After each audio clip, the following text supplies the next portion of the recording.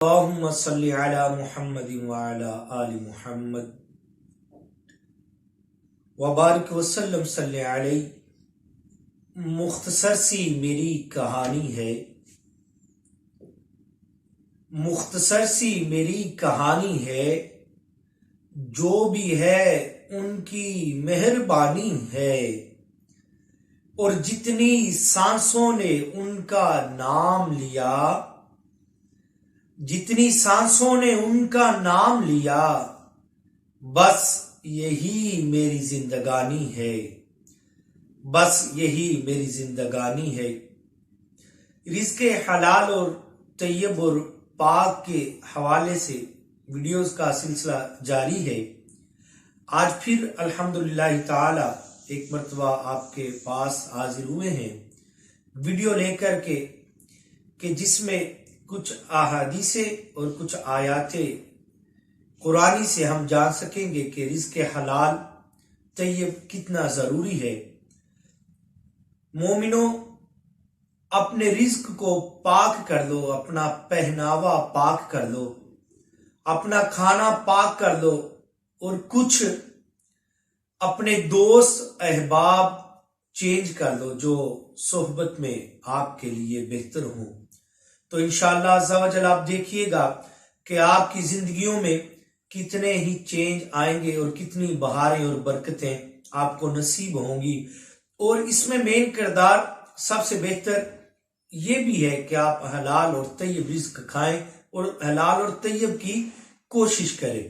اور یہ ہمیں چاہیے کہ ہم اپنے بچوں کے لیے نمونہ اور سیمپل بنیں، اپنے بچوں کے لیے آئیڈیل بنیں، اپنے بچوں کو حلال اور طیب رزق کی نصیحت کریں، اور ان کو یہ بتاتے رہیں کہ میں نے آپ کو کبھی حرام نہیں کھلایا، میں آپ کو حلال اور طیب رزق کھلاتا ہوں۔ جیسا کہ سیدنا ابو ہریرہ رضی اللہ تعالی عنہ آپ بیان کرتے ہیں کہ رسول اللہ صلی اللہ علیہ وسلم نے ارشاد فرمایا کہ اے لوگو، بلا شبہ اللہ تعالی پاک ہے، اور صرف اللہ تعالی پاک ہے اور صرف طیب مال ہی قبول کرتا ہے۔ یہاں پہ بھی توجہ کیجئے گا، اس حدیث کے مبارکہ میں اللہ تبارک و تعالی خود پاک ہے اور پاک ہی قبول کرتا ہے۔ ہم صدقہ تو کرتے ہیں، ہم خیرات تو کرتے ہیں، ہم سخاوت کرتے ہیں، ہم حج کرتے ہیں، ہم نیک اعمال کرتے ہیں، لیکن اگر ہمارا رزق پاک نہیں، ہمارا مال پاک نہیں، تو اللہ قبول نہیں فرمائے گا۔ یہ میں نہیں کہہ رہا، اللہ تبارک و تعالیٰ کے پیارے رسول صلی اللہ علیہ وسلم کہہ رہے ہیں کہ اللہ تبارک و تعالیٰ پاک ہے، اور وہ صرف، یہاں پہ جو صرف کا جملہ ہے اس پر بھی غور کیجئے گا کہ صرف طیب مال ہی قبول کرتا ہے، اور اس میں بھی کوئی شک نہیں کہ اللہ تعالی نے اہل ایمان مسلمانوں کو بھی وہی حکم دیا ہے جو اس نے اپنے پیغمبروں کو حکم دیا ہے۔ یہاں پر بھی توجہ کیجئے گا، بات غور طلب ہے کہ اللہ تبارک تعالی نے جو اپنے پیغمبروں کو حکم دیا وہی حکم مسلمان جو کیجئے گا کہ یا ایھا الرسول کلوا من طیبات وَاعْمَلُوا صَالِحًا انی بما تعملون علیم۔ اللہ تبارک تعالیٰ نے ارشاد فرمایا، اے پیغمبر، پاکیزہ حلال، پاکیزہ حلال چیز کھاؤ اور نیک اعمال کرو، اور جو عمل تم کرتے ہو میں ان کو بخوب جانتا ہوں۔ یقیناً اللہ تبارک و تعالی ہماری شرح سے بھی قریب ہے۔ اللہ عز و جل ہمیں جانتا ہے، اللہ تبارک و تعالی ہماری تدبیریں بھی جانتا ہے، ہماری سوچیں جانتا ہے، ہماری ذہانت جانتا ہے، ہم کیا سوچتے ہیں کہ مال کہاں سے آئے، مال کیسے کمائے، یہ سب اللہ عز و جل جانتا ہے۔ تو صاحبوں، ہمیں خیال کرنا چاہیے کہ ہر لمحہ ہم فکر میں رہیں کہ ہمارا رزق نہ خراب ہو، ہمارا مال نہ خراب ہو، ہمارا لباس نہ خراب ہو، ہم حلال اور طیب پہنے، حلال اور طیب کھائیں۔ کہ یا ایھا الذین آمنوا کلوا من طیبات मा रज़क़नाकुम वश्कुरू लिल्लाहि इन कुंतुम इय्याहु तअबुदून। अल्लाह तबारक व तआला ने सूरह बकरा में इरशाद फरमाया कि ए ईमान वालो, जो पकीज़ा हलाल चीजें हमने तुमको दी हैं। यहाँ पे देखिए बड़ा ही कुरान करीम में अहम एक हिकमत बड़ा बयान है। हम तवज्जो करें कि अल्लाह तबारक व तआला कुरान करीम में इरशाद फरमा रहा है, या अय्युहल्लज़ीना आमनू कुलू मिन तय्यिबाति मा रज़क़नाकुम। ए ईमान वालो, जो पकीज़ा, अल्लाह ताला ने ऐलान कर दिया, अल्लाह अज़्ज़ा व जल ने ऐलान करके कहा कि ए ईमान वालो, जो पकीज़ा हलाल चीजें हमने तुमको दी हैं। अल्लाह ताला ने हमें कुछ दिया है। हम जो फिक्रमंद रहते हैं, हम जो कहते हैं कि हम अपने घर वालों के जिम्मेदार हैं, हम अपने घर वालों को पालेंगे, हम कफालत कर रहे हैं, नहीं नहीं, अल्लाह अज़्ज़ा व जल ने हमारी बस ड्यूटी लगाई है। हमें ये फिक्र नहीं करना चाहिए। फिक्र मतलब यूं नहीं कि इसको छोड़ दिया जाए। फिक्र ये होना चाहिए कि हमने माश के लिए निकलना है, हलाल रिज़्क की कोशिश करनी है। पालने वाला अल्लाह है, तो फिर अल्लाह ऐलान भी कर रहा है, अल्लाह अज़्ज़ा व जल कह रहा है, हमने जो तुमको पकीज़ा हलाल चीजें दी हैं, तो जो कुछ हमने दिया है, तो साहिबो अल्लाह ने हमें कुछ दिया है, तो जब दे दिया तो फिर हम क्यों मारे मारे फिर रहे हैं? तो फिर हम क्यों हराम और हलाल की तमीज भूल चुके हैं? फिर हम क्यों वादा खिलाफियां कर रहे हैं?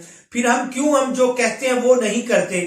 फिर हम क्यों जो माल दिखाते हैं वो नहीं देते? फिर हम क्यों जखेरा अंदेजी कर रहे हैं?